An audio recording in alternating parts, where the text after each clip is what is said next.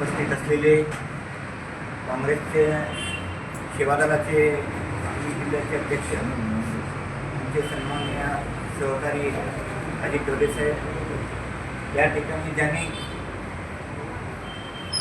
मदन भाऊंच्या घरी ज्यांनी काम केलं, खांद्याला खांदा लावून मदन भाऊंची एक चांगली घरी सांभाळली, ते सांगली जिल्ह्याचे शहरचे नूतन अध्यक्ष आमचे मित्र राजेश नाईक साहेब.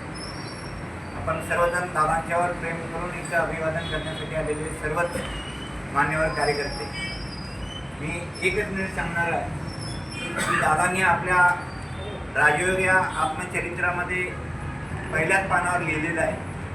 मी आणि माझ्यासारख्या असंख्य कार्यकर्त्यांनी महाराष्ट्रामध्ये किंवा देशामध्ये जे हिमालय एवढं मोठं काम केलं, त्याच्या पाठीमागे काँग्रेस पक्ष ही एक मोठी आमच्या प्रेरणा होती. आमच्यातनं काँग्रेस पक्ष वजा केलं तर आम्ही सार्वजनिक जीवनात आम्ही शून्य आहोत. एकच ध्येय ठेवून दादांनी आपल्या सार्वजनिक जीवनाला सुरुवात केली. स्वातंत्र्य मिळवण्यासाठी छातीवर गोळी दिली आणि स्वातंत्र्यानंतर स्वराज्य मिळवल्यानंतर स्वराज्याचं सुराज्य करण्यासाठी आपलं आयुष्य खर्ची घातलं. आत्ताच माझ्या अगोदरच्या वक्त्यांनी सांगितलं की इंदिरा गांधींची दुर्दैवी हत्या झाल्यानंतर राजीव गांधींच्या सारखा एक चांगला पंतप्रधान देण्यासाठी दादांनी एक मोठं योगदान दिलं आणि एक चांगला पंतप्रधान देशाला दिला आणि एक देशाला एक चांगली दिशा देण्याचं काम काँग्रेसच्या माध्यमातून एक नवं नेतृत्व उभा करण्याचं काम सुद्धा दादांनी केलं. आज मगाशी सिकंदर जमादार साहेबांनी सरांनी सांगितलं समाधीवर की आज कार्यकर्त्यांची शक्ती ही धनशक्ती समोर नमा लागली आणि काँग्रेस पुन्हा जोमानं उभा करण्याचं काम हे खूप कठीण काम आहे म्हणून मगाशी सरांनी सांगितलं ते तथ्य आहे. आपण नुकत्याच जिल्हा परिषदेच्या आणि पंचायत समितीच्या निवडणुका झाल्या, आपण बघितलो की कार्यकर्ते प्रामाणिकपणे राबले, पण एका दिवसात 3 बाब बदलणारे कार्यकर्ते पण आपल्याला बघितलेले आहेत. म्हणून मी आपणा सर्वांना सांगतो की राजेश नाईक साहेबांनी आज सांगली शहराची धुरा घेतली आहे.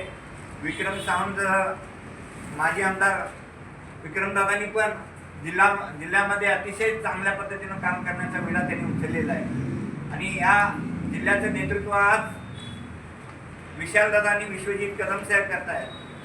त्यांना खऱ्या अर्थानं बळ देण्याचं काम आपल्या सर्व प्रामाणिक कार्यकर्त्यांचं आहे. आपण आपल्या घरापासून काँग्रेस रुजवण्याचं काम आपल्याला यापुढच्या काळामध्ये करायचं आहे. आपण जिथे राहतो तिथनं हे काम आपल्याला करायचं आहे. आज नवीन पिढीला दादा माहीत नाहीत, पंडित नेहरू माहीत नाहीत, इंदिराजी माहीत नाहीत, राजीवजी माहीत नाहीत, फक्त आपल्याला नवीन पिढीला पैसे आणि कमळ माहीत आहे.